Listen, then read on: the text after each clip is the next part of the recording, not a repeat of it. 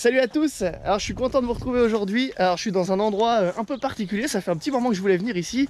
Je suis dans l'Aude, c'est ça? C'est ça. Dans le 11, à côté de Narbonne, à Vildaigne. Et puis je suis du coup sur l'exploitation de Julien et Mélodie de Obio Vildaigne. Salut. Salut à tous. Et du coup, on va faire un petit tour de l'exploitation.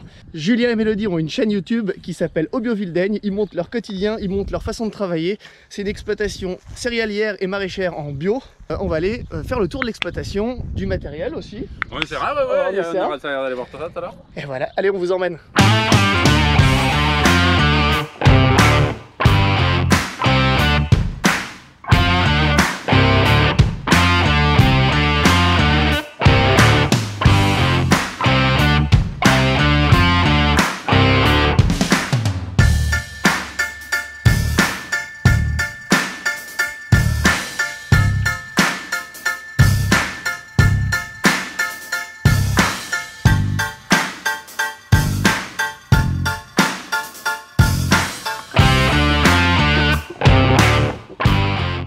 Allez, donc du coup, nous on est maraîchers donc, à Vildaigne, dans l'Aude, donc tout au sud de la France.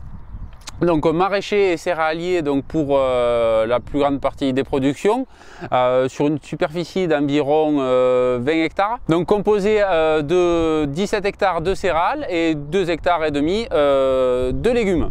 Donc pour la plus grande partie du maraîchage spécialisé en produits d'été, donc tout ce qui est poivrons, aubergines, concombres, et aussi 1 hectare de melons et de pastèques pour la plus grande partie, donc voilà, des légumes. Après on fait tout ce qui est oignons, d'autres petits produits qui nous servent pour la vente directe qu'on a aussi sur l'exploitation voilà, tous les soirs pendant l'été. Pendant la saison d'été. Pour expliquer l'historique de l'exploitation, nous ça fait 11 ans qu'on fait ça avec Mélodie. On s'est installé en même temps, donc au début elle était à la fin de ses études, moi j'étais en changement de profession, enfin j'étais à un moment où je me demandais quoi faire et on a décidé de s'installer donc sur des terres familiales où c'est que voilà, on a décidé de lancer l'atelier maraîchage pour parce que ça nous plaisait à tous les deux et voilà. Donc on s'est installé directement en bio du fait de l'origine de l'exploitation. Mes parents avaient des vignes en bio à l'époque et du coup nous ça a été naturel de s'installer de suite avec le label bio et on ne voyait pas de faire les légumes autrement que de cette façon. Donc voilà, de fil en aiguille, on s'est un petit peu aiguillé et spécialisé dans les légumes qui s'adaptaient un petit peu à notre climat, à notre région et à ce qui nous correspondait à nous et à notre système de travail. On travaille uniquement à 2 personnes, Mélodie et moi, donc sur l'exploitation. Voilà, on cherche tout le temps à développer donc des techniques ou des façons de travailler qui nous permettent de conserver ce rythme de travail et sans être obligé d'embaucher du personnel ou être dépendant de personnes pour arriver à réaliser notre travail et notre métier. Donc voilà, c'est pour ça qu'on a aussi fait en fonction des problématiques nous environnementales. Je veux dire, on est un village qui s'inonde beaucoup, on a beaucoup d'inondations aussi dans le village et qui peut être amené à détruire des cultures d'hiver par exemple.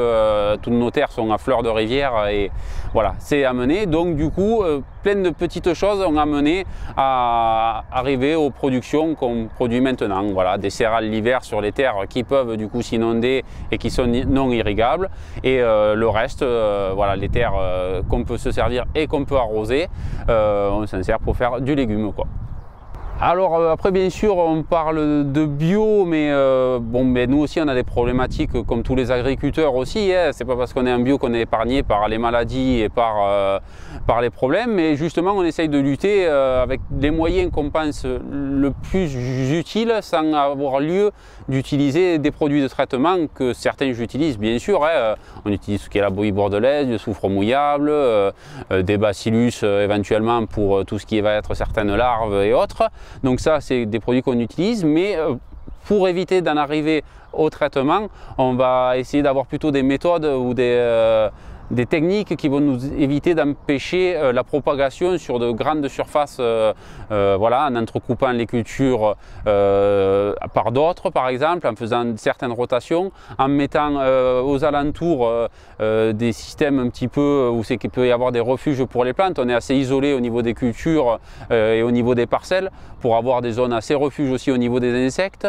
Donc voilà, on essaye au maximum de privilégier un petit peu la vie auxiliaire pour éviter d'en venir à faire des traitements, malgré que voilà, nous c'est pas parce qu'on est en bio que c'est tabou des traitements, non, mais on essaye d'appliquer des traitements au bon moment et de la bonne façon éventuellement. Au niveau de tout ce qui est fertilisation générale, donc au niveau déjà des céréales, moi j'évite au maximum de faire des apports d'engrais, que ce soit des engrais du commerce ou autre.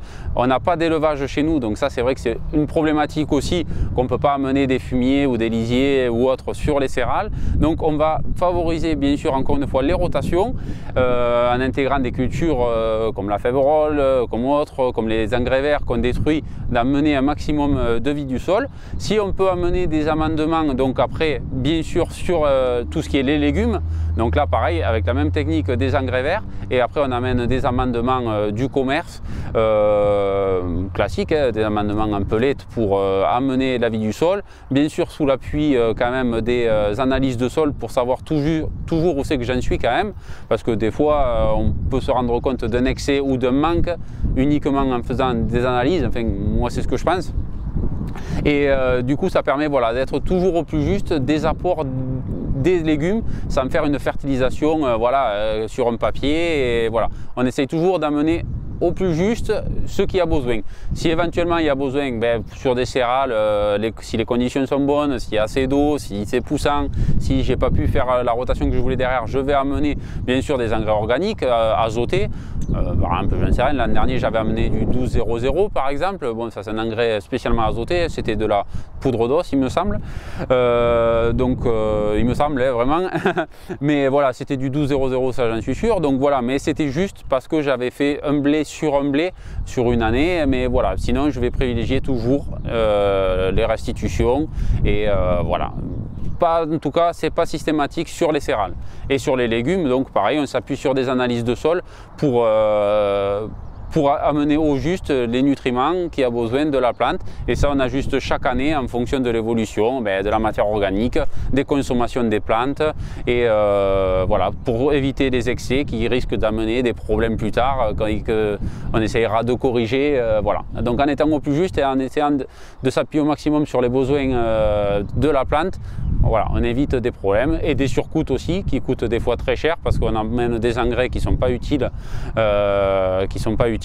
et voilà, donc d'un ça coûte et de deux c'est pas utile, donc voilà, on essaye un petit peu de limiter un petit peu voilà, en raisonnant un petit peu les apports, que ce soit en traitement ou en fertilisation, tout en essayant de privilégier au maximum la croissance des plantes et leur confort. Alors au niveau de la commercialisation, nous on s'est orienté sur deux types, on va dire 70%, on va dire entre 60 et 80 va être pour de la vente directe, donc ça directement destiné à la clientèle qu'on vend sur place.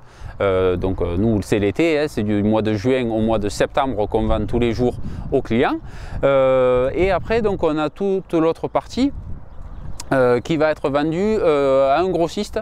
Donc ça on fait du semi-gros, c'est pas du gros mais c'est du semi-gros, on vend directement à un grossiste. Donc sur tout ce qui va être les melons, tomates cerises, pour la majorité. Après on fait un petit peu des poivrons et de l'aubergine, mais un peu plus rarement.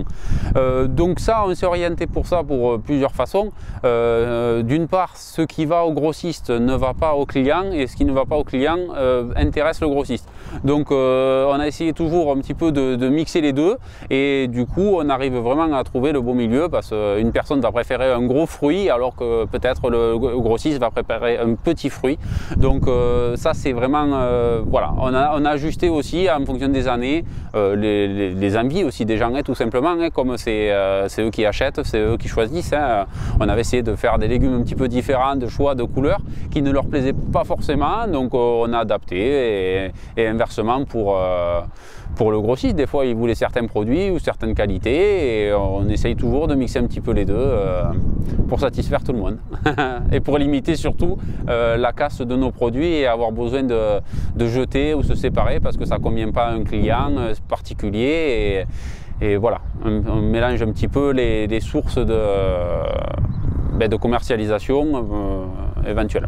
Moi, du coup, au niveau agriculture en général, comment je vois les choses, je vois plutôt les choses de manière un petit peu plus simple. Des fois, le système agricole des fois est devenu un petit peu compliqué, pas à la portée de tout le monde, et ça devient compliqué maintenant de se lancer dans une entreprise agricole parce que il faut beaucoup de matériel, il faut beaucoup de voilà. Et ça, on a essayé un petit peu avec Mélodie, donc du coup d'être un peu à contre-courant et d'essayer de limiter au maximum voilà, tout ce superflu des fois qui n'est pas forcément nécessaire pour rendre viable une entreprise agricole, enfin du moins la nôtre l'est jusqu'à maintenant, mais voilà, on peut travailler avec par exemple moi ma femme, et ça me convient très bien parce que du coup on n'a pas besoin de personnel, on organise le temps comme on veut, on fait nos choix comme on veut, on n'a pas de contrat avec personne, donc du coup on est libre de voir les choses, et je trouve que des fois c'est un petit peu ce qui manque dans le milieu agricole, c'est trop soumis au contrat, c'est trop soumis aux accords, c'est trop soumis à certains volumes,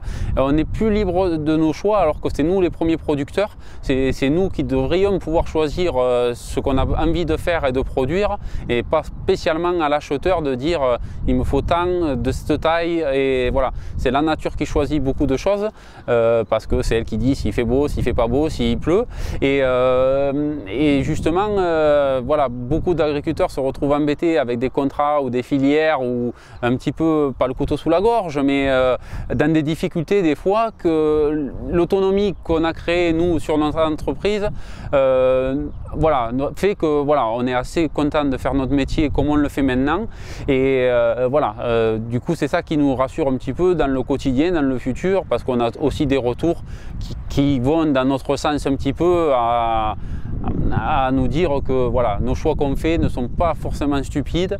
Peut-être il y en a qui l'ont cru au début, forcément, quand on se lance voilà, sur une petite entreprise comme ça, malgré que c'est assez volumineux, mais bon, comparé à certaines entreprises, on est dans les petits.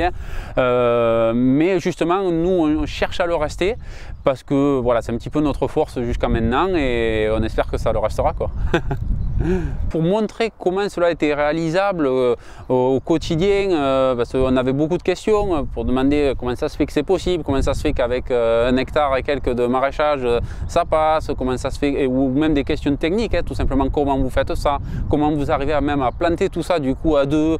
On était venu à amener à le montrer un petit peu sur les réseaux petit à petit. Ça avait commencé par Facebook, puis de plus en plus il y avait un petit peu de l'engouement là-dessus, et il y avait toujours ces mêmes questions qui revenaient au quotidien. Comment vous faites ça, mais comment c'est possible qu'il y ait de la pastèque, comment ça se fait. Donc on s'est mis un petit peu à se filmer, et au final on s'est pris un petit peu au jeu aussi, c'est vrai, et on a monté donc du coup cette chaîne YouTube. Nous ça fait presque 2 ans, oui ça doit faire 2 ans même, et voilà, donc au moins pour nous on a trouvé ça super parce que ça fait des relations avec d'autres même agriculteurs ou d'autres personnes qui nous posent des questions, que nous aussi on leur en pose des questions, et on apprend beaucoup comme ça. Et ça fait plaisir un petit peu d'avoir du retour sur notre travail aussi, et que ce qu'on fait, ça plaît à d'autres personnes, c'est quand même plaisant, quoi.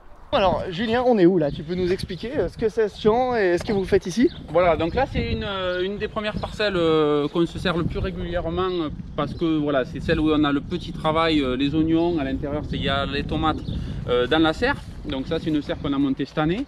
Il y avait l'ancienne serre qui se retrouvait au fond, donc que j'ai voulu mettre au repos, et c'est pour ça que cette année on a monté cette nouvelle serre.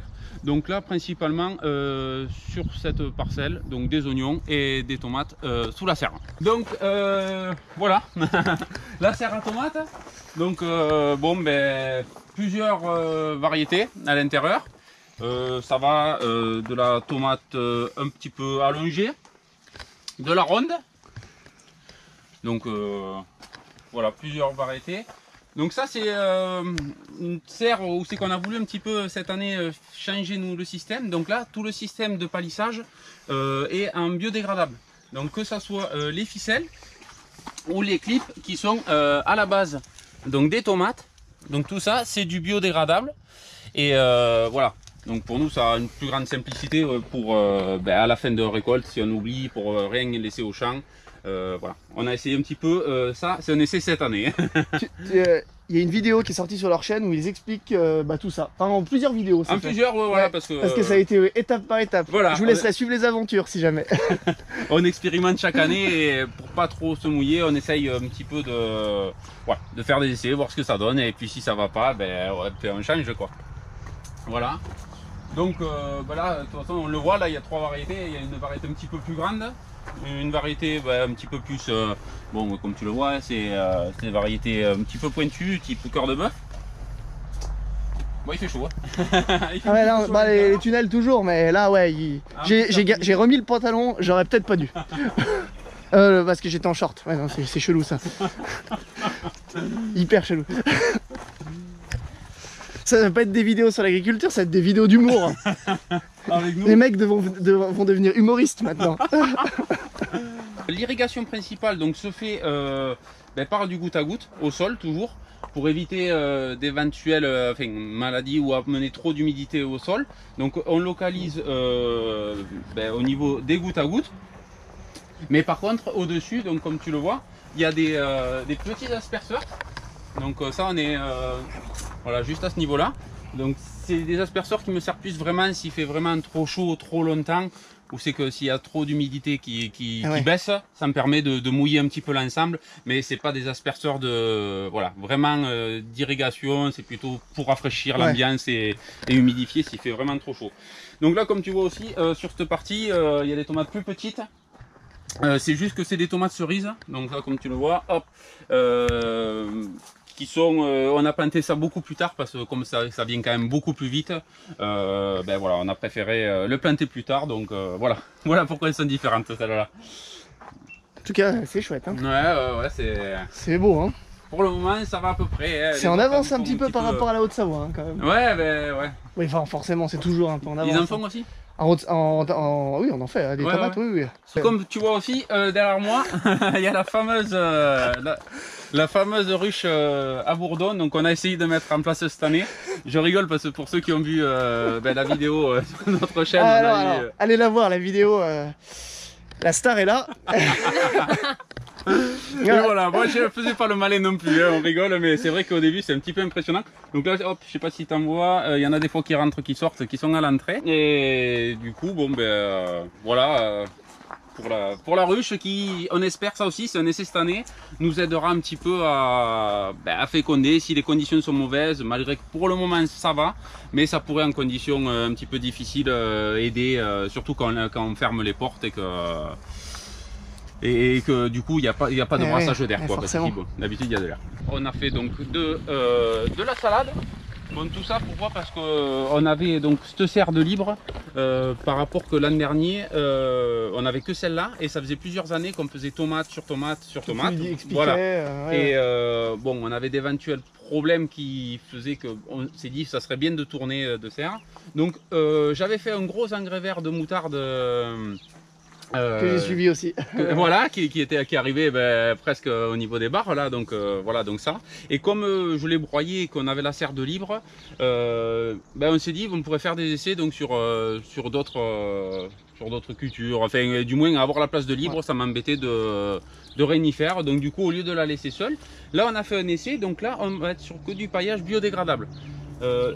Entièrement. Donc ce qu'on a fait, on a fait ça tout simplement pour éviter toujours le plastique, et c'était des cultures qu'on voulait essayer en godet de planter. Donc ça n'a pas été semé, on l'a repiqué, on l'a repiqué donc un à la un comme plein de tomates.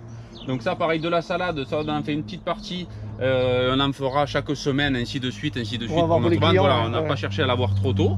Et là à côté, donc on a bâché donc cette partie juste pour occulter, parce que dessous on va faire des radis aussi.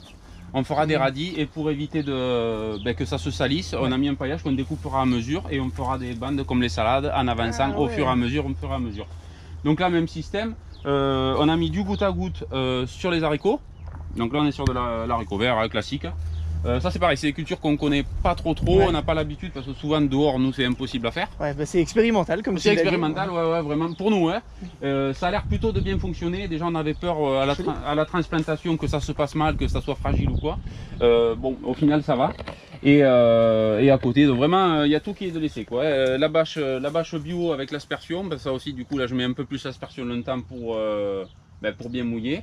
Voilà, à côté on a fait un essai de carottes qui s'est pas bien passé. Ah. Pas trop, enfin à moitié. On l'a fait un petit peu tard et du coup ça n'a pas bien levé partout. Comme on voit là-bas au fond, ouais, ça se développe un petit peu mieux, mais je pense que c'est râpé pour cette année. Donc voilà, ça c'est des petits points qu'il faut qu'on améliore au niveau de... Je pense que c'était des dates de semis aussi qui ont fait. On l'a fait un petit peu tard, il a fait un petit peu trop chaud et voilà. C'est vrai qu'il fait sacrément chaud. Hein. Il fait sacrément chaud. Donc voilà à peu près donc pour les tunnels comment ça fonctionne. Donc là on fera par exemple 2-3 ans dans une serre, on basculera dans l'autre, une autre au repos. Et voilà c'est aussi que je voulais dire pourquoi on n'a pas fait autre chose, c'est que dans cette serre je voulais pas y rentrer des cultures à fruits. Enfin du type tomate, du type melon, du type voilà gros fruits. Donc j'ai fait voilà des haricots pour amener un petit peu la nouveauté aux clients aussi. Aussi éventuellement aussi aux clients et surtout d'amener un petit peu au sol voilà d'autres choses que voilà donc de la salade ça tire pas trop, les haricots plutôt ça a tendance aussi à amener des choses bénéfiques pour le sol. Et voilà, du coup, pour pas laisser, après on changera ainsi de suite, ça sera l'autre qui sera au repos, et voilà, ça nous permettra de faire une rotation sur les serres même, voilà, parce que bon, ça c'est l'essentiel un petit peu, on a souvent des questions là-dessus, est-ce que vous faites des rotations? Voilà, nous c'est vraiment un petit peu là-bas sur beaucoup de parcelles. Surtout en bio quoi. Surtout en bio, ouais, c'est vrai qu'on essaye de... Encore plus en bio, parce que c'est la base de l'agriculture, mais souvent... Voilà, mais c'est reste logique que ça soit au niveau des céréales, au niveau des légumes, de rentrer bien dans les rotations.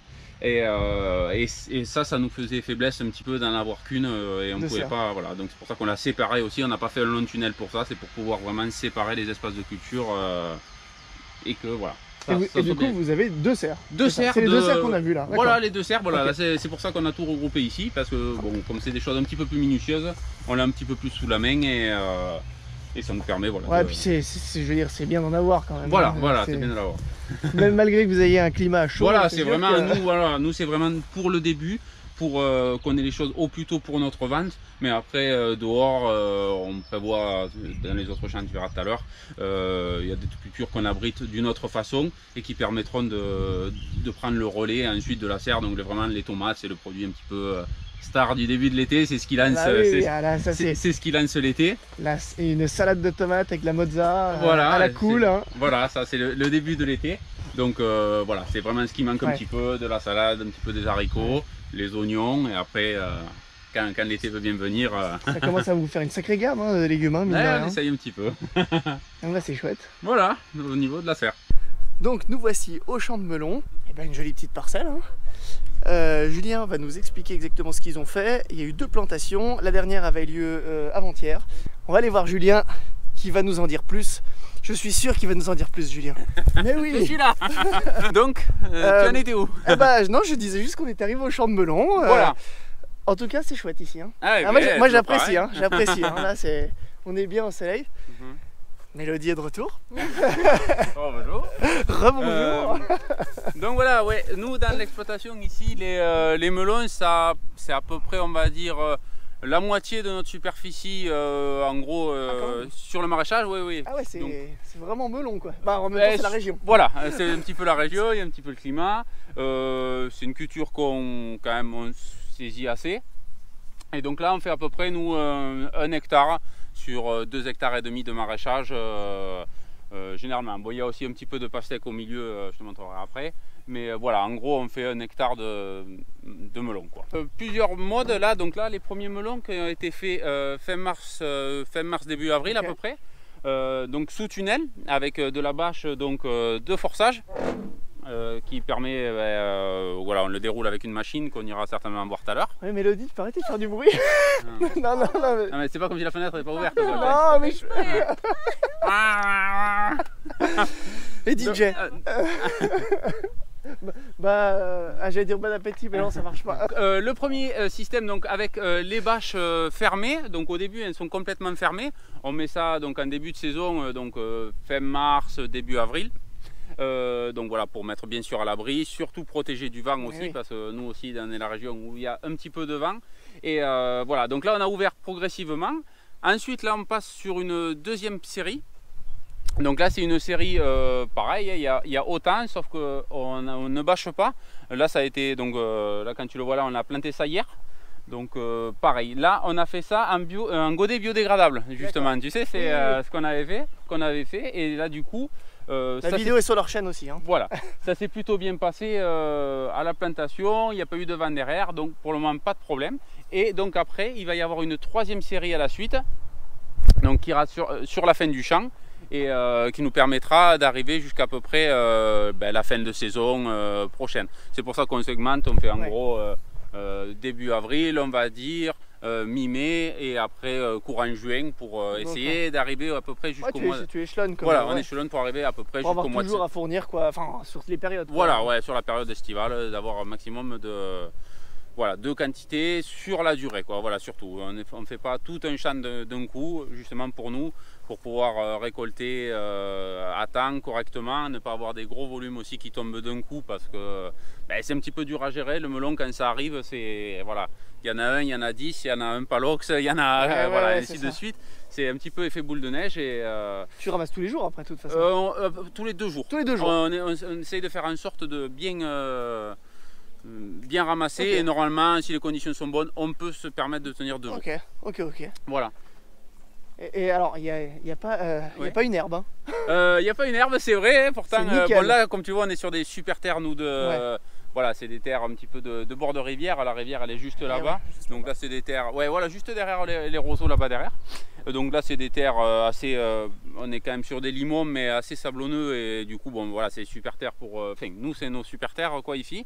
Et là, bon, bien sûr, ça a été biné, comme tu le vois. Là, je suis passé juste hier ou avant-hier, je sais plus. Avec le petit macet. Avec le petit macet, avec le petit macet et le petit vibro derrière. Et bon, voilà, il reste même un petit peu d'herbe au bord. Après, comme tu verras, au bord des tunnels aussi, quand même, il y en a, parce que du coup, je peux pas m'approcher au rat. Bon, là, forcément, ça a été planté. Sinon, t'arraches tout. Après, ouais, j'arrache tout, et bon, après, on y passe manuellement, forcément, un petit peu. Mais là, c'est encore gérable, même si vous êtes entre guillemets que 2. Voilà, c'est encore gérable quand même. On essaye vraiment de. Voilà, c'est pour ça qu'on a aussi ce système des fois de rang un petit peu plus large. C'est pour pouvoir passer. Donc, avec moi, j'enjambe pas. Je passe à l'interrang, et au moins, avec les pattes doigts, je scalpe vraiment. De toute façon, tu le vois, quasiment tout. Quasiment tout. Voilà. Voilà, c'est quasiment tout. Tout propre, vraiment, il n'y a pas beaucoup. Bon, on le voit un petit peu au début, après qu'il nous reste, il reste quelques parties, mais dans l'ensemble, on va dire que c'est plutôt bien, sachant que on fait aucun travail à la main. Et ça, c'est voilà, toujours pareil, pour gagner du temps et pour gagner de la facilité sur notre emploi du temps. On essaye toujours de faire quelque chose qu'on n'ait pas du tout besoin d'arracher l'herbe, parce que ça fait perdre beaucoup de temps. Mais c'est alors, juste petite aparté, tu bines avec ton petit macet, mais c'est vrai que j'ai pas vu beaucoup ça, moi. Alors c'est vraiment génial comme truc. C'est un tracteur de vigne en fait. Voilà, à la base. C'est un petit tracteur de vigne. Tu fais ton interrang et merci, au revoir. Voilà, donc c'est génial en fait. Mais c'est rare. Moi j'ai jamais vu. Je sais pas, j'en sais rien, mais c'est vraiment, c'est pas con du tout. Voilà, c'est le petit tracteur. C'est le petit tracteur qui nous sert aussi pour rentrer dans la serre. Et oui. Donc voilà, donc du coup ça suffit, juste pour du binage. C'est un petit tracteur, il fait 90-95 de large. Donc voilà, et il passe pile entre les rangs. Et les rangs, ils sont plantés à peu près à 2,40. Ah ouais, d'accord. À 2,40 m. Donc voilà. Normalement, même quand il n'y a pas les bâches, j'élargis légèrement le cadre, et j'arrive vraiment à passer à ras du paillage, et on n'a pas trop de soucis.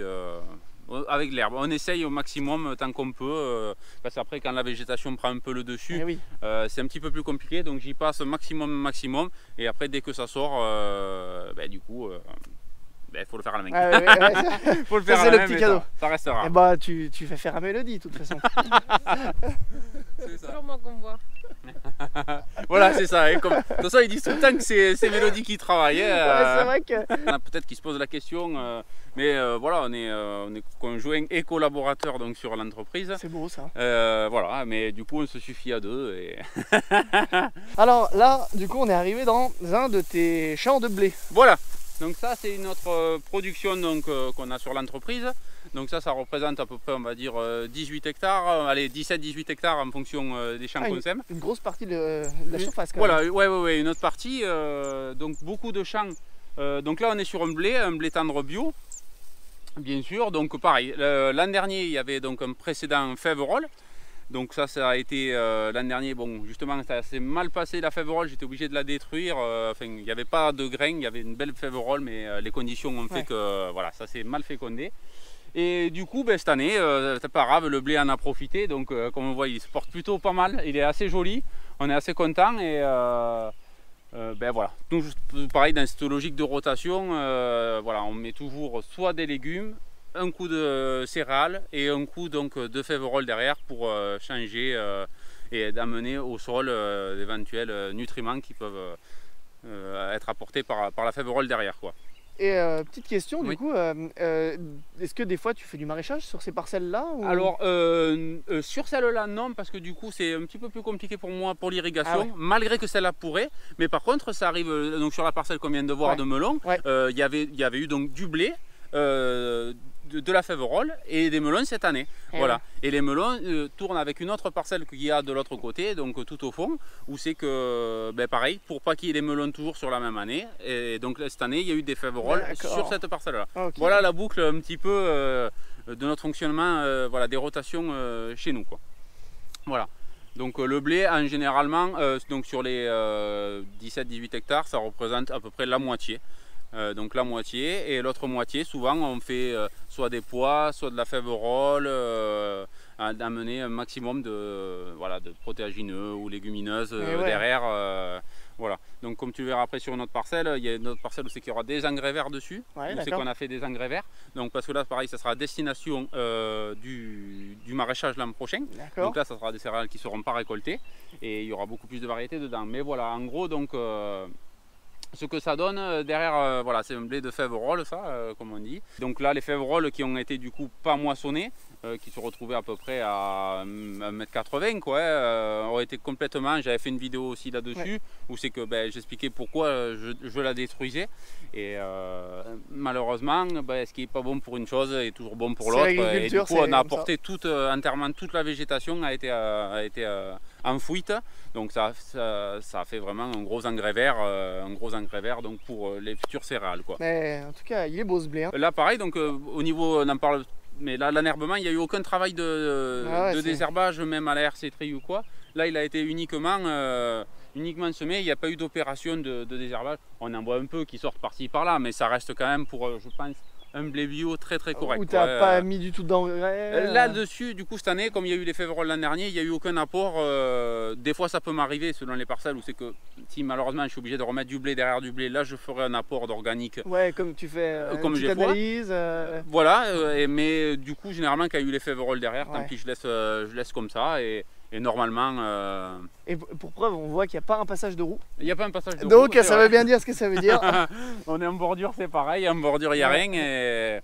Donc voilà, ça c'est vrai. Mais bon, nous, après, c'est vrai que dans la région, donc, ici, c'est des blés non irrigués. Hein. C'est sur des blés non irrigués. Et le gros problème, c'est nous, dans le coin, pour les rendements, c'est la pluie. C'est souvent le facteur limitant, c'est plus l'eau que l'engrais des fois, parce que des fois on amène l'engrais. Voilà, tu le vois déjà là. Bon, là en plus c'est spécialement sec, mais généralement c'est plus l'eau, parce que des fois on amène de l'engrais comme je te disais, et il faut même pas, ça va passer un mois et demi, donc ça sert à rien. Il faudrait arroser derrière, mais bon. Voilà. Si tu commences à arroser le blé. Voilà, bon, nous on n'est pas dans ce système. On n'est pas déjà d'un outillé, et de deux, c'est pas notre logique. Ça serait trop d'investissement pour ce que ça vous rapporte. Voilà, c'est ça. Et puis bon. C'est surtout nous, les céréales, on les voit plus pour utiliser les terres. Notre activité principale, ça reste quand même le maraîchage et les légumes. Et ça, à côté, on va dire que c'est du complémentaire. Et malgré que ça soit quand même une autre culture qui prend du temps, voilà. Mais voilà. Je lâche un petit peu à la fin, mais... T'as un mot à dire? Non. Elle est timide, Mélodie. Elle n'ose pas trop parler. Oh, il y a une pierre. Oh, une pierre. Une pierre. Bon, une petite. Ah bah c'est rare, n'importe quoi. Une carade. Ah, faut le dire quoi, une caillasse. Chacun a son accent. Voilà. Bon, allez, on retourne à nos véhicules. Ok, maintenant direction la parcelle de maraîchage. Je les suis en voiture et ils vont à toute barzingue.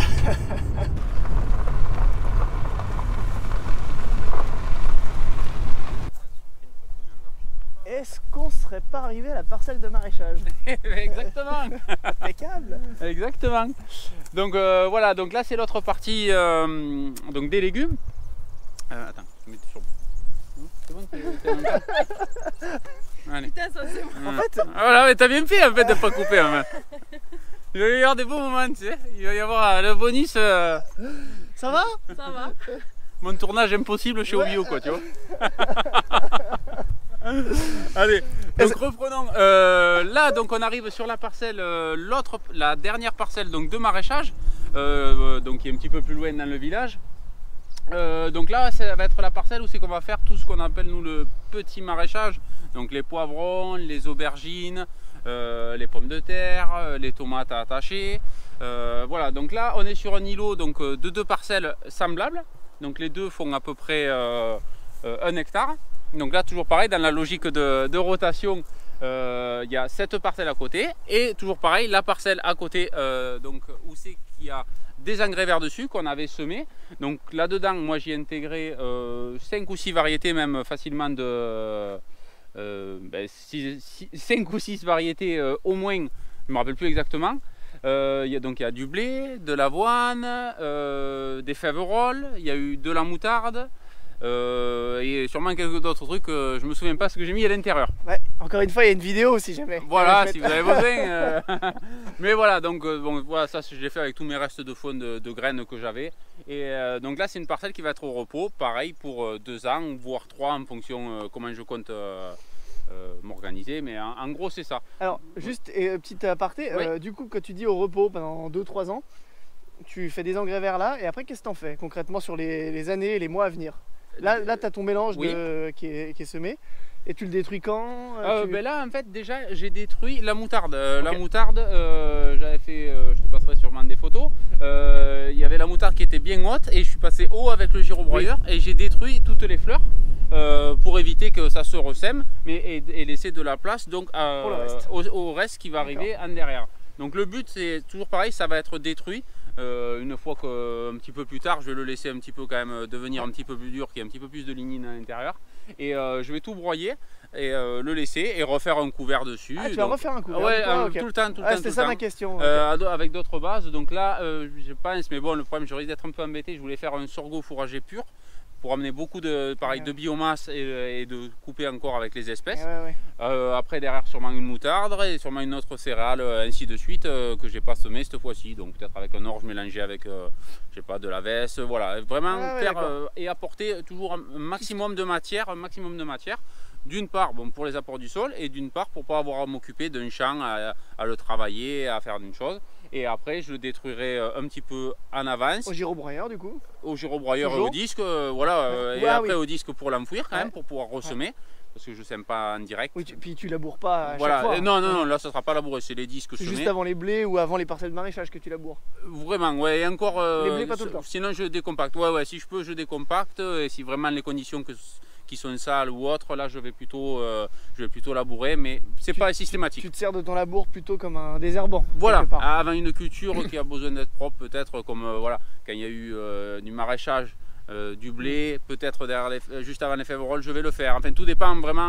Il n'y a pas de règle. Il n'y a pas de règle. Ça peut être une fois tous les 2 ans ou une fois tous les 4 ans si c'est propre. Comme le blé est propre, je vais certainement pas labourer derrière, quoi. Mais non, mais c'est bien comme ça, on comprend bien comment tu fonctionnes. Voilà, c'est pas du tout systématique. C'est vraiment voilà, en fonction du salissement et de la culture qui va y être et des conditions. S'il a plu beaucoup, que c'est assez, ou si c'est trop sec, je vais décompacter. Voilà, tout dépend vraiment comment ça va se passer. Donc voilà, toujours pareil. Et après, on bascule d'un côté ou de l'autre les légumes. Et après, d'une année à l'autre, on inverse le champ dans ce sens. C'est-à-dire que les patates l'an dernier, elles étaient tout au bout là-bas. Ouais, d'accord. Et on était venu vers là. Alors que cette année, on a attaqué de cette partie. vers là-bas. Au moins, il n'y a aucune culture qui se retrouve au même endroit, au même moment. Et là, on était plutôt où c'est qu'il y avait le champ de courge l'an dernier, par exemple. Et là, ça sera au fond l'an prochain. Tu voyais pas du tout comme ça? Ouais. Non, non plus. Ben voilà, je voyais pas du tout là comme ça. Mais okay. Et voilà, donc c'est ici. Donc là, voilà, c'est un petit coin tranquille. Il n'y a pas grand monde aux alentours. Franchement, c'est agréable. On est tranquille, voilà. On est bien, non? Ah, on est bien, on est au calme. Ah ouais, non, franchement. C'est vrai que c'est bien. Donc là, au moment présent, donc qu'est-ce qu'on a en place? On a des pommes de terre. Donc, on va essayer de les. Voilà, un petit peu. Donc là, les pommes de terre, donc avec système arrosage au goutte à goutte. Ouais. Donc ça, c'est pas courant non plus. Ouais, c'est ça de dire, ouais. Nous, on le fait toujours pareil parce que moi, j'aime pas trop installer les canons, venir tirer, venir le remettre. C'est pas spécialement, voilà. Et toujours pareil. Si ça suffit. Bon, et ça mouille par dessus. Et le goutte à goutte permet d'être beaucoup plus performant au niveau des quantités d'eau apportées et forcément de son utilisation parce que là, on arrose directement. Dessus, on arrose directement sur la butte et ça évite aussi de mouiller donc l'interrang. Toujours pareil. Et, voilà. Et pour le salissement aussi, donc là j'avais pas buté parce que je voulais attendre qu'on remette les gouttes à gouttes et après donc la buteuse qui sera au fond, je te montrerai comment ça se passe pour buter. Donc je peux buter largement même avec le goutte. Ah, tu laisses... Ouais, d'accord. Ouais, je rentre et avec 4 rangs je le rechausse. Après il reste au milieu, il est pris au milieu des plantes le goutte à goutte et voilà. Donc du coup ça fait que même le goutte à goutte est légèrement enterré, légèrement la terre, donc il bouge plus, il n'y a pas de problème et au moins ça me permet d'arroser. Au fur et à mesure j'éteins. C'est pour ça que tu plantes pas en début de rang du coup. Là bon ça s'est trouvé à peu près comme ça mais je me garde toujours un petit peu de marge pour au moins des fois je pousse le goutte à goutte, la rampe de départ, au moins je peux travailler au bord comme j'ai fait là. Ben voilà, c'est ce que j'ai fait. Là j'avais poussé contre les cultures. Au moins je travaille le bord et je remets toujours avec le petit macé qui va très bien. Voilà. On ira voir après parce qu'on en parle trop là. Voilà, on en parle trop, il va falloir aller le voir. Donc voilà à peu près le système pour les pommes de terre. Donc là, pareil, là c'est une autre culture. Donc là on est sur de la tomate. C'est de la tomate donc on a fait très tôt aussi. Donc voilà pourquoi elle a abrité sous un voile. Donc ça c'est un voile P17 classique. Comme voilà, il y avait encore beaucoup de périodes de vent et tout, on a mis des arceaux un peu plus hauts, là c'est des arceaux type fraisier, enfin beaucoup plus haut que ceux des melons et surtout ça permet voilà, que les tomates ne bougent pas beaucoup en période de vent et on était encore en période de risque gelé, donc pour prendre la précaution on a préféré couvrir, on ne le fait pas chaque année, ça dépend vraiment des situations. Donc là par contre on arrive sur d'autres cultures. Donc là on arrive sur du poivron. Donc là il y a toute une longueur de poivron. À côté du coup des poivrons, donc ça pareil poivron plein champ, de l'aubergine. Et là du coup bon, ben, ils ont pris beaucoup de vent et se sont un petit peu abîmés. On a planté toujours pareil. Bon, cette année c'est compliqué tout ça. Voilà, il y a eu énormément de rafales, ça commence à redémarrer doucement. Donc là on est sur de l'autre tomate qu'on a fait bien après avec un système de palissage. Ouais, voilà. Spécialement fait cette année, un essai pour nous aussi, parce que toujours pareil avec notre problématique de vent, nous c'est voilà, les vents et le manque d'eau c'est toujours un peu notre problématique générale. On a fait un système de suspente pour pouvoir mettre des ficelles et faire le même système cancer, tout simplement. C'est pas con du tout ça. Voilà, on pense, on verra l'usage, parce que l'année dernière on avait fait des systèmes des cannes un petit peu provençal ou autre. C'était joli d'ailleurs. C'est très joli. Ça avait de la gueule. Ça a de la gueule, mais au final, à la fin, ça a été vraiment la catastrophe. Un peu déçu du système quoi du coup. Oui, parce que du fait qu'on a mouillé au goutte à goutte et que c'est quand même un petit peu humide en permanence et que avec le vent, ça faisait droite, gauche, droite, gauche, droite, gauche. Voilà, un petit peu. À force, ça c'était vraiment. Et comme on n'avait pas d'abri comme à l'autre champ, ça s'était bien passé dans l'autre champ parce qu'il y avait la haie qui abritait. Voilà. Donc on a essayé ce système qui a l'air de vouloir tenir parce que ça tient bien la tomate en bas. En nous, ça nous fera gagner du temps pour le palissage parce que du coup, il n'y a pas à chaque fois les petites cordes à mettre comme avec les roseaux. Il suffira d'enrouler, éventuellement d'en mettre une peut-être au milieu pour sécuriser. On a mis un fil en renfort au milieu. Bon, voilà, on verra, on verra, mais je pense que c'est plutôt bien. À suivre sur vos aventures sur YouTube. C'est ça, oui. Sur vos réseaux. C'est ça. Donc après, on a attaqué avec un petit peu de courgettes. Donc ça, courgette aussi, nous, c'est pas une grosse vente qu'on a. Enfin, On fragmente beaucoup. Ouais. Ça aussi, on fait comme un peu les melons. On va en faire 2-3 séries, Ouais. ainsi de suite, jusqu'à la fin du champ, de manière qu'on qu'on en ait un petit peu tout le temps, régulièrement, mais sans de grande quantité, quoi. Donc ça, voilà, ça a été planté hier. À côté donc, du concombre plein champ aussi. Ouais. Là, pareil, la même façon. Là, on a voulu augmenter un petit peu la densité. On a mis en croisée. On a mis les plants en alterné un petit peu. Bon, ça, c'est pareil, d'habitude, on faisait en rang simple, mais on a essayé un petit peu de changer la chose en mettant en alterné. Je pense que la densité pourra passer. On verra. Pareil, toujours en essai. Ouais, Tu as essayé de gagner de la place et... En fait, j'ai écarté les plants, mais j'en ai mis en quinconce. Donc Ouais. ça fait entre les deux. Ça fait pas le double de plants, mais ça fait un peu plus. un peu plus quand ça même, fait la moitié en plus. Ouais, d'accord. Donc, Ah, on quand verra. même, quand même. Et donc là, voilà, pareil, comme là, on rattaque là. Donc là, on n'a pas fini, on était en train d'attaquer. Une autre série de poivrons, Ouais. comme de là-bas, l'autre côté. qui va continuer avec du poivron un petit peu de diversification. Donc c'est-à-dire des allongés, on va avoir des jaunes. Ah oui, t'as plein de gammes. Ouais, chouette. Voilà, d'autres choix. Au début, c'était que du poivron vert qui devient rouge. Ouais. Et après, on va faire du poivron un petit peu de choix petit à petit, ainsi de suite. Donc après, ce qui va arriver dans la suite du champ, c'est une autre série de tomates comme il y a sous les tunnels, Ouais. à peu près la même quantité. Il reste les courges, il reste encore une série d'aubergines. Voilà, donc on est toujours dans... Pareil aussi, en fait, on fait même des rotations, on ne fait pas des grosses séries, on étale toujours parce que s'il y a un problème avec la première série, il y a toujours la deuxième série pour rattraper, toujours pour sécuriser un petit peu les choses et de ne pas mettre tous les œufs dans les mêmes paniers en même temps, quoi. Au moins, s'il y a de la casse sur un, c'est rare qu'il y en ait l'autre.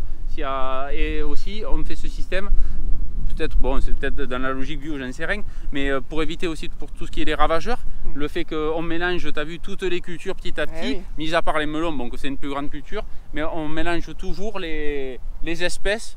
Voilà, il n'y en a jamais demi-hectare de la même espèce. On peut se le permettre, mais voilà. C'est comme ça que tu arrives à éviter les ravageurs. Les ravageurs. En partie en tout cas. Ouais, c'est vrai que ça nous va plutôt bien. C'est en gros comme ça que vous luttez contre. Mais, généralement, on n'a pas trop de problèmes jusqu'à maintenant de ravageurs qui nous ravagent une grande partie du champ et tout. Donc, est-ce que ça y joue? Sûrement. Mais voilà, en tout cas, c'est notre logique du fait que, pareil, comme on se fait les semis, on fait une série, on en fait une autre, on en fait une autre. Et voilà. Bon, même si tu les commandais, tu pourrais étaler de toute façon. Oui, c'est vrai qu'on pourrait, mais nous... Vous faites tout, vous ouais, voilà, au moins on sait quand est-ce qu'on plante quoi, et c'est vrai que ça nous va bien.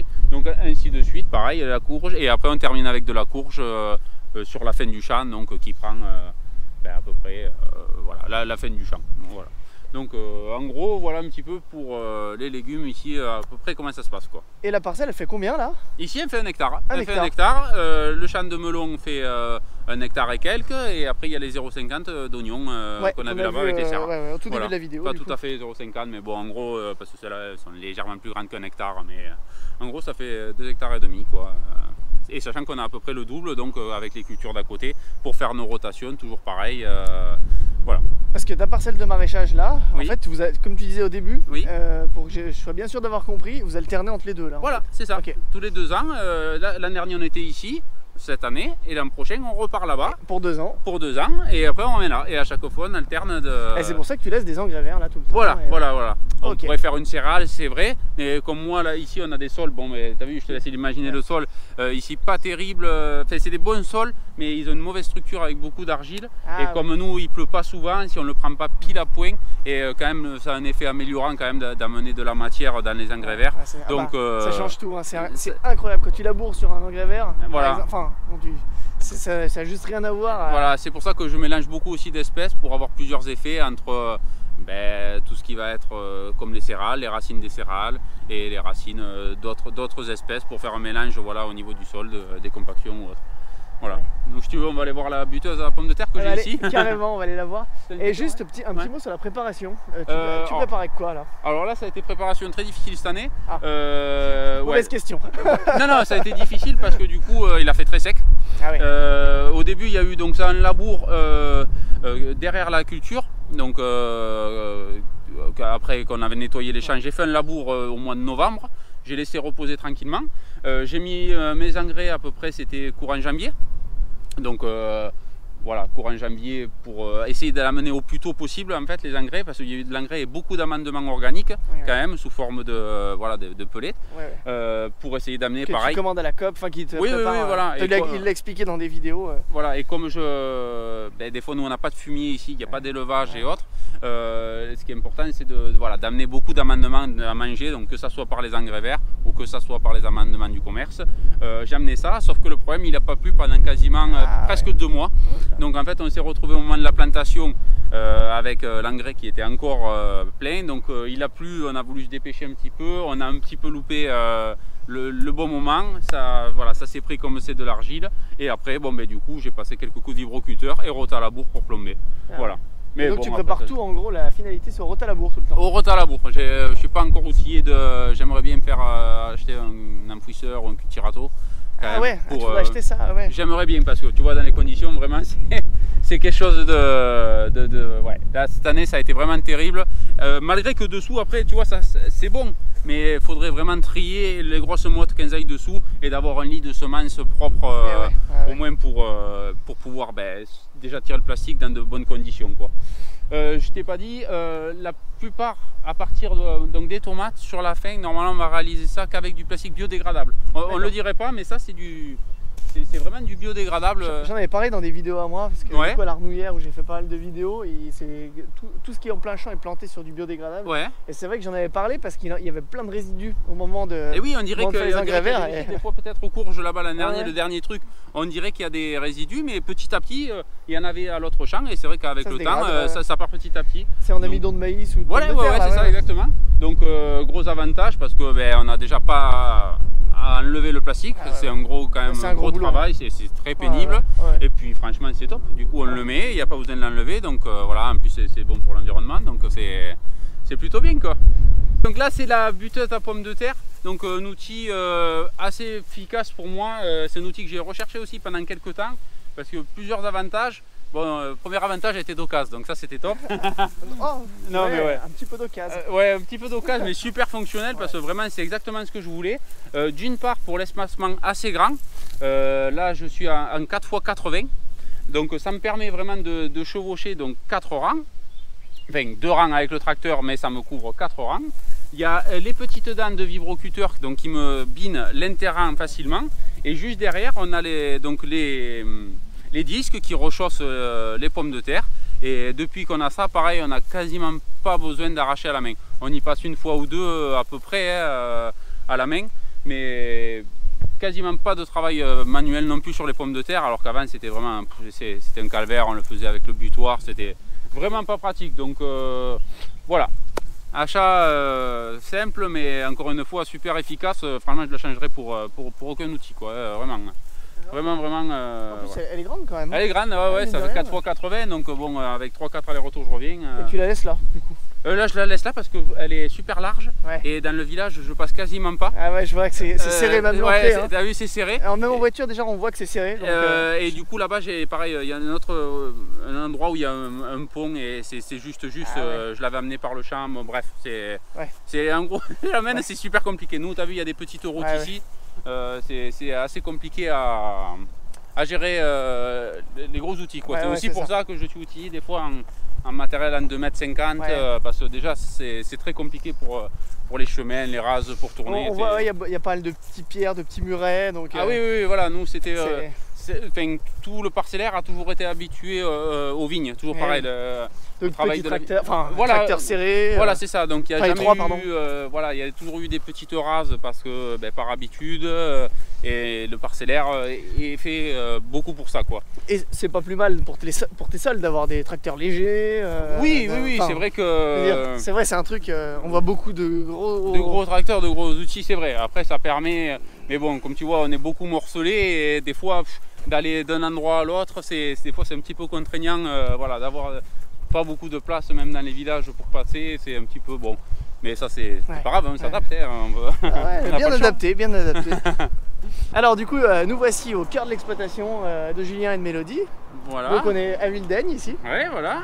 Où c'est que là, c'est là où on stocke le matériel. Donc pour ceux qui connaissent, voilà, le tracteur de tête, comme certains disent. Ah oui. Voilà, mon petit 2250, donc qui va super bien pour notre exploitation. Petit tracteur, assez léger. Maniable, voilà, maniable. L'air de braquer grave, ouais. Voilà, avec le relevage avant pour les maths, éventuellement ceux qui a besoin. Et voilà, donc après, il y a pas mal de matériel un petit peu dédié au maraîchage. Donc ça, c'est le petit rotovator qui sert comme ça pour passer entre les rangs. Dans les serres et entre les rangs aussi, je passe selon les conditions. Voilà. Bon, ça a une herse plate classique pour voilà, passer derrière un labour ou autre. Donc c'est un outil un petit peu spécifique que moi j'ai adapté. À la base ça devait être un ancien enfouisseur d'engrais ou quelque chose comme ça. Et moi je l'ai adapté pour faire un soulève plastique. Je l'ai réglé pile que ça soit juste un petit peu plus large que mes rangs de paillage. Et au moins ça fait un effet de vague et ça me soulève le bord du plastique qui est enterré. Voilà, et au moins on l'a plus facile pour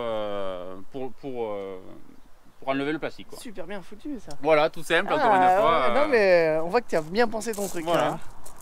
Donc derrière le tracteur, on va y passer. Hop.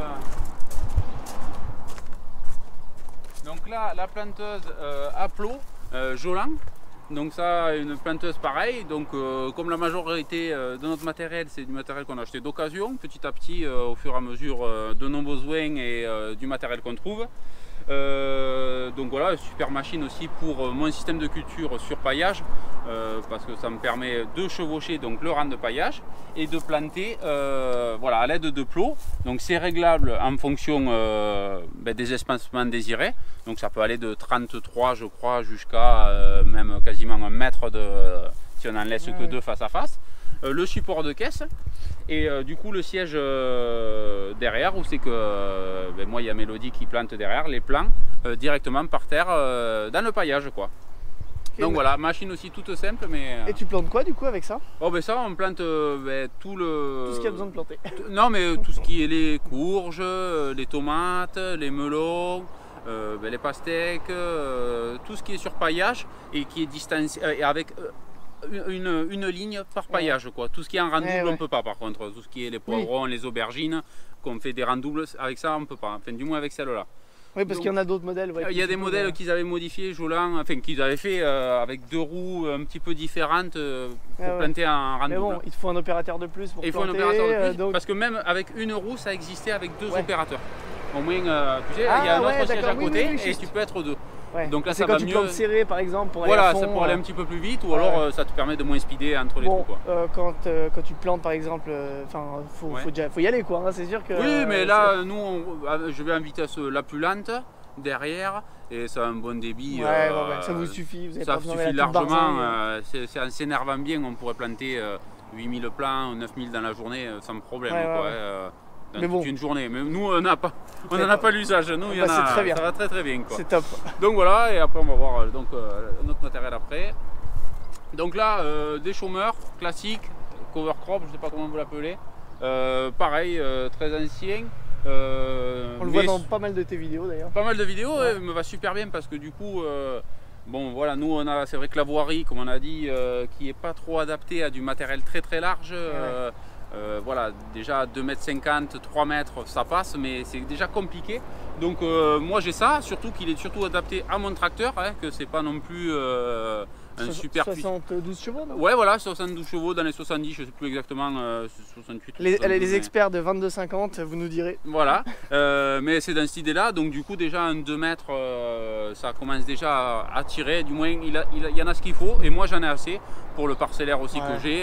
Voilà, une plus grande parcelle fait 3 hectares, donc pour moi il y en a largement assez, quoi. Et puis c'est des outils qui se payent rapidement. Voilà, ça a été très vite payé.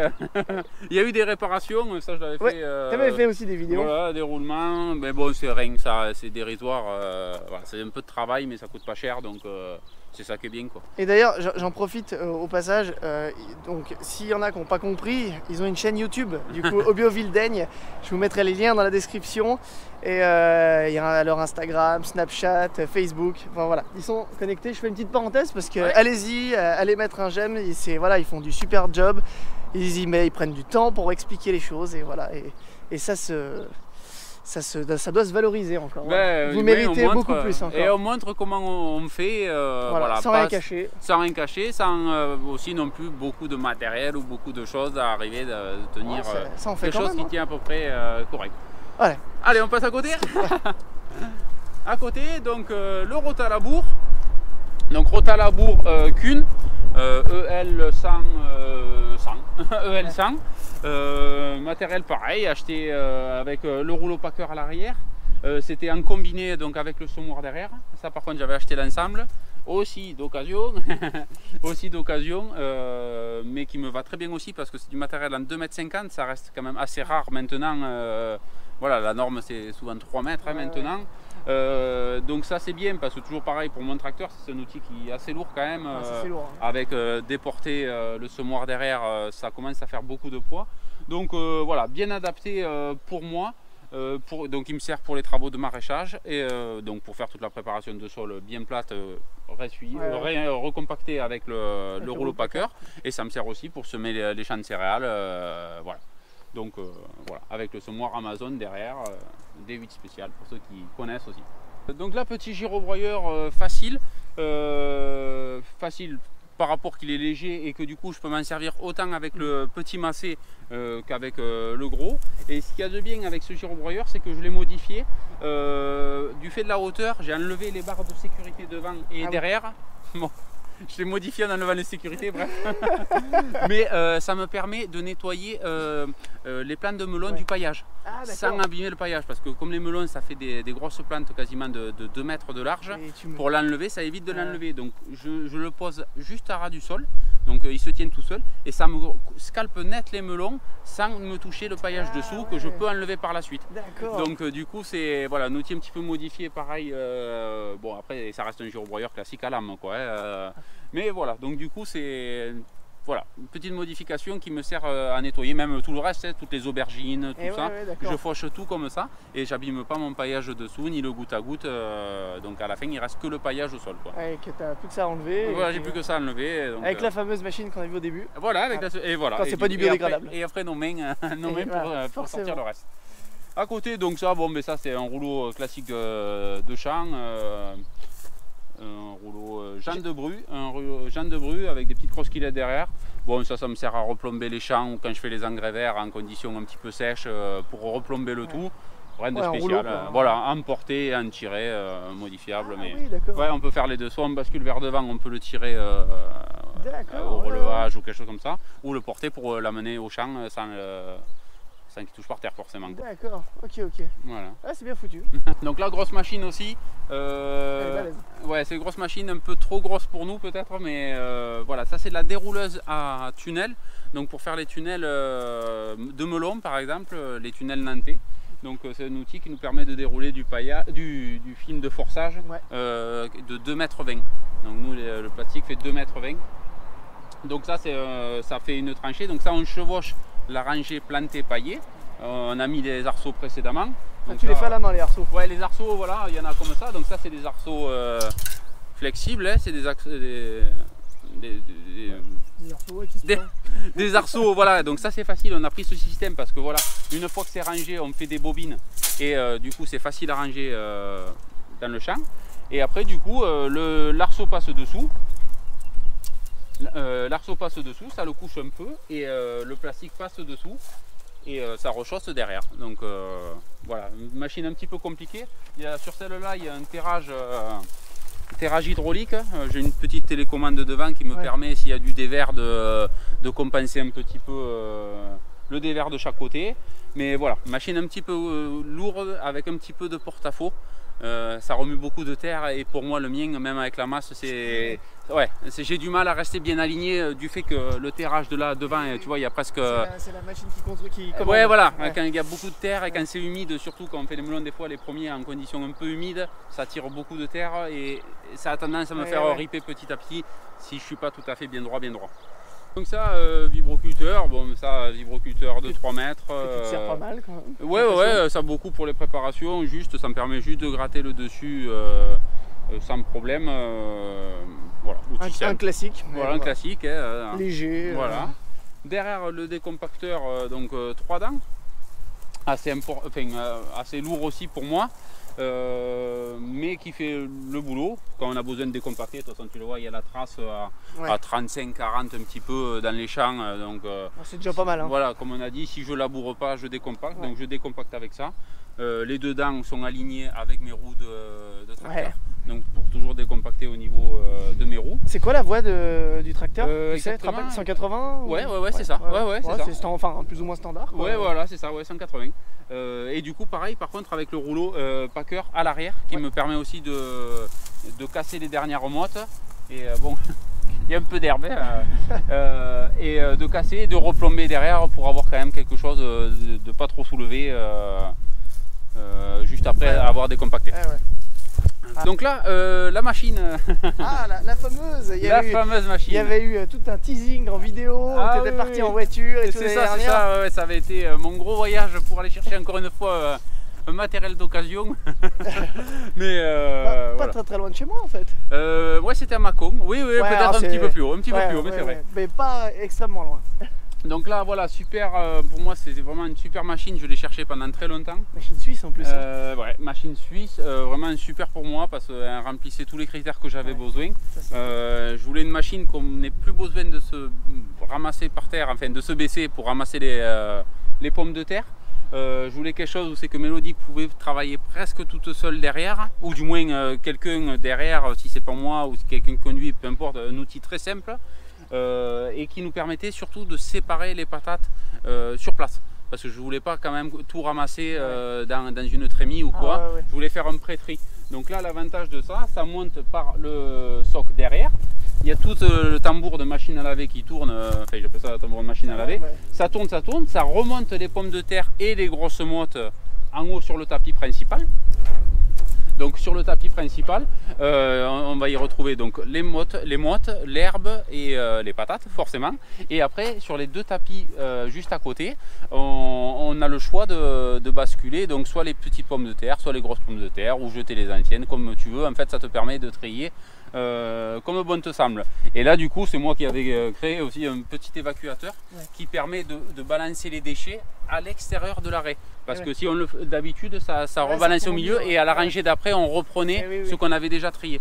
Donc là, en le mettant à l'extérieur, et après, du coup, ça tombe devant. Donc, on met une caisse devant où c'est qu'on met les patates et le stock de pommes de terre là-dedans. Voilà. Et c'est une machine la plus compacte aussi que j'ai pu trouver et facile d'usage. Facile d'usage, sans trop de mécanique aussi. Ouais, voilà. Il n'y a rien, il y a une prise de force qui fait tourner le tambour, il n'y a pas grand chose qui peut casser. Et c'est assez sécure, donc ça marche bien. Ça c'est important. C'est important.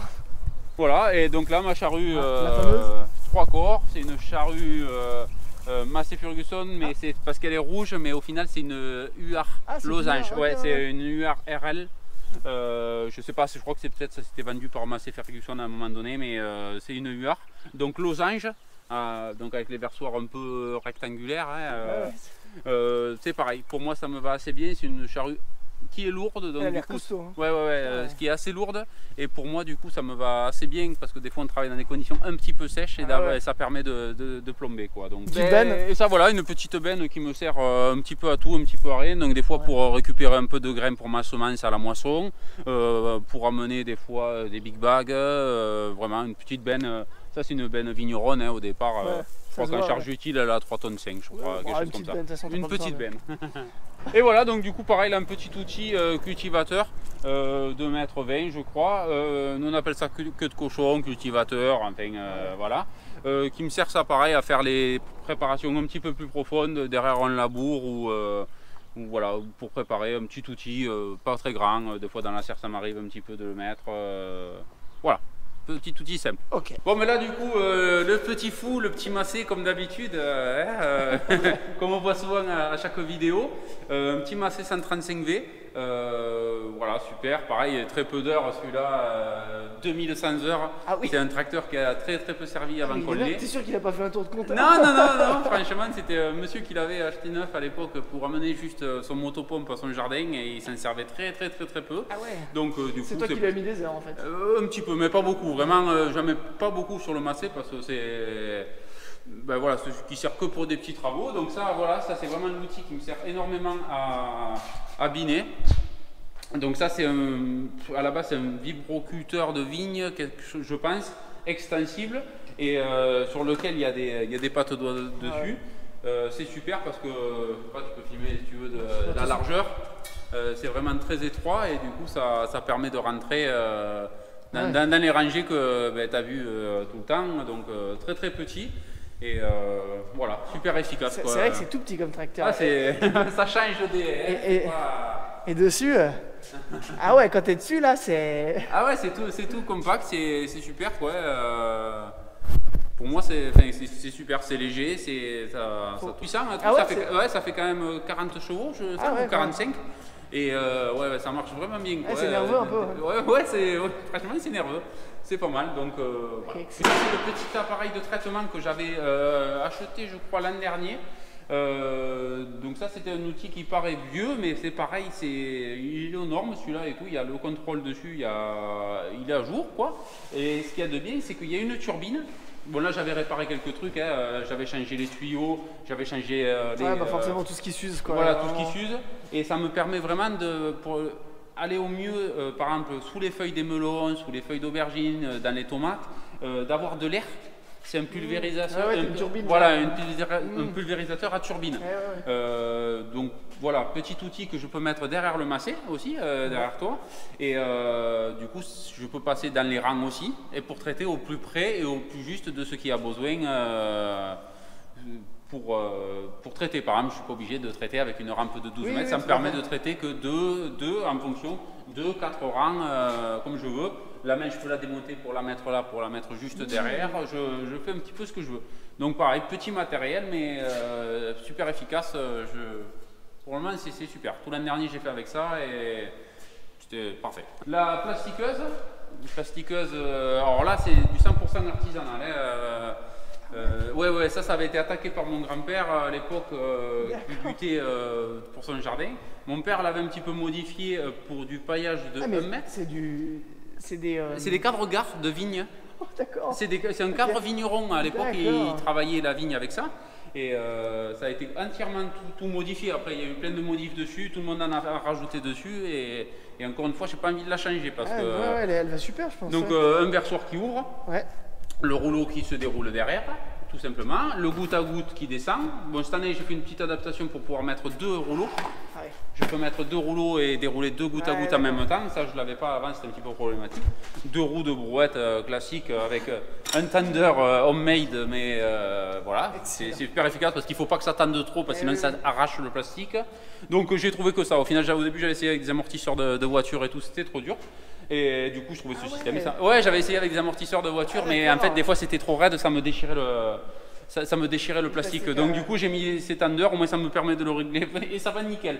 Et derrière, 2 petits versoirs. Donc ça aussi, moi, je l'avais rallongé parce qu'au départ, c'était juste derrière la roue et ça n'enterrait pas bien. Donc du coup, j'ai fait un petit déport et j'ai fait ça. Donc là, derrière aussi, si tu peux voir, donc, il y a une planteuse à pommes de terre. Donc ça, une super préfère. Bon, toute simple, 2 rangs, donc ça pareil, tu peux le voir de là. Donc ça, c'est une planteuse à godet. On met les patates à l'intérieur de chaque roue et ça avance petit à petit. C'est recouvert par les 2 roues derrière et moi je repasse avec la buteuse pour créer mes buts. Ah oui, et sur celle-ci, t'as pas l'option non, j'ai pas trouvé avec les disques par contre. Ah, c'est déjà tellement dur à trouver en état. Ouais, alors, ben, elle est en super état. Il manque juste, bon, il n'y avait pas l'option. Ça peut se bricoler en plus. Ça peut se bricoler, mais moi, comme je te dis, en fait, je fais d'abord mes buts avant. Ouais, j'avais vu. Ouais, et après, je rebute derrière, quoi. Donc, oui, donc voilà, moi, bon, ça me dérange pas trop, quoi. Et du coup, là, on se retrouve donc, sur une assez grosse machine aussi. Donc ça, c'est notre machine qui nous sert à calibrer les tomates. Donc on dépose les tomates à l'entrée, donc comme là avec les caisses. Nous on a un système, on a normalisé les caisses avec des 50-30 de ce genre. Ouais. Ça permet d'avoir que les mêmes caisses sur l'exploitation et pas des caisses qui tombent et tout ça. Comme tu as vu, on est à plusieurs endroits et c'est toujours compliqué de trimballer les choses. Donc du coup on pose les tomates là. Il y a commencé à avoir un pré-tri avec les petites qui seront éliminées, donc ça on appelle ça 2 éliminateurs. Ça permet de trier les petites, de sortir déjà et éviter qu'il y ait tout qui passe dans la chaîne de tri. Voilà, ça tombe en bas, on met une caisse et ça s'en sort. Là dessus, tu vois après c'est une brosseuse. Ouais. Donc là, les tomates sont brossées, déjà elles sont plutôt dépoussiérées et vraiment enlevées s'il y a de la terre. Donc elles tournent. Et après, donc on passe sur la table qui monte pour tomber donc sur la calibreuse dessus. Et donc là, comme tu vois, il y a plusieurs diamètres. Donc ça, c'est les diamètres courants du commerce. Donc on attaque le 47-57, le 57-67, donc sur 3 calibres, parce que c'est le calibre généralement qui se fait le plus. Donc là, j'ai mis 3 grilles pareilles. Après, tu as le 67-72. C'est un ancien calibre, mais que des fois, ça nous va mieux de le trier comme ça. Et sinon, après, on passe au 67, donc du 67 au 82+. Donc 67-82 et après au-dessus forcément c'est 82+ pour les derniers calibres qui tombent. Donc ça c'est les plus grosses tomates quoi. Donc là après bon pareil là d'habitude il y a une table et on met une petite balance pour faire des colis de 6 kg avec des cartons en gros de ce format. Donc ça c'est les cartons à tomates, on peut mettre dans des caisses bois ou autre, mais c'est des cartons de ce genre, donc on le met dessous et tac ça tombe dedans. Voilà pour une machine presque obligatoire pour faire de la tomate pour autre ou pour le commerce. Enfin, nous c'est pour le grossiste parce que du coup c'est impossible de trier à la main, sachant que c'est au diamètre, c'est très compliqué quoi. Voilà en gros la machine qu'il nous faut presque obligatoirement pour faire de la tomate. Quoi. Ok. Eh ben, voilà. Eh ben, c'est très bien. Un outil que tu avais presque oublié. Oui, presque oublié parce que celui-là c'est vraiment l'outil que je me sers peut-être le moins. C'est un pulvérisateur Technoma à rampe. Donc à rampe de 12 mètres, un ancien système, vous connaissez certains, c'est un 400 litres. Donc ça je m'en sers de moins en moins depuis que j'ai l'autre pulvérisateur à turbine. Parce que comme j'ai dit, c'est pour aller sous les feuilles et tout, c'est largement mieux que ça. Sur les céréales, j'ai pas d'application à faire de produit. Donc voilà, un appareil que j'ai, peut-être que je vendrai parce que du coup c'est vrai que plus ça va, moins je m'en sers et bon mais au bout d'un moment, voilà, ça serait bien de le vendre. Donc voilà, petit Technoma à rame de 12 mètres. Alors maintenant, qu'est-ce que c'est que ça? Alors, un camion? Alors c'est un camion, c'est un demi-camion, c'est l'arrière d'un camion. Non, c'est une remorque frigo, donc du coup c'est notre espace de stockage. On va plutôt rentrer sur le côté si tu veux. Allez. Donc ça c'est une ancienne caisse frigorifique de camion, où c'est qu'on a adapté le système. Hop. Voilà. Oui, d'accord. Voilà, donc un grand stockage. Donc là, voilà, j'ai tous mes palox de stocker pour l'été. Avec un gros groupe de froid qu'on avait changé. Beaucoup plus économique, moins bruyant, voilà, il est plus gros. C'est une chambre froide qui est cloisonnable, on peut la cloisonner et faire fonctionner qu'une moitié, donc au moins ça régule beaucoup plus vite. Et voilà, donc ça nous permet même de fermer l'arrière pour mettre les box ou les palettes qui vont être transportées, et devant pour notre petite ramasse et pour les légumes qu'on a besoin au jour le jour par la porte comme on est rentré, et derrière pour décharger avec le tracteur en temps voulu. Donc voilà. Bonne frigo parce que ça c'est plus qu'une caisse frigo, c'est une caisse surgelée même au départ. Ah ouais. Il transportait du surgelé à l'intérieur. Ben, il fait déjà bon, alors que ça marche pas, mais elle est très bien isolée, elle est assez épaisse. Et voilà, c'était une caisse surgelée au départ, donc bon, mais encore mieux pour les économies de température en plein été, c'est encore mieux quoi. Donc, Et tu stockes quoi là-dedans du coup? Là on stocke, alors nous on fait très peu de stock, on fait uniquement du stock tampon. Ouais. Par exemple quand on prépare les palettes de melon et qui sont expédiées le lendemain matin, donc ça reste demi-journée, dès qu'ils sont triés on les met au frais pour les refroidir, et après on met notre petit stock de tomates pour la vente du soir par exemple. Qu'on a, voilà, c'est vraiment un frigo tampon quoi. On ne stocke pas de longue durée dedans.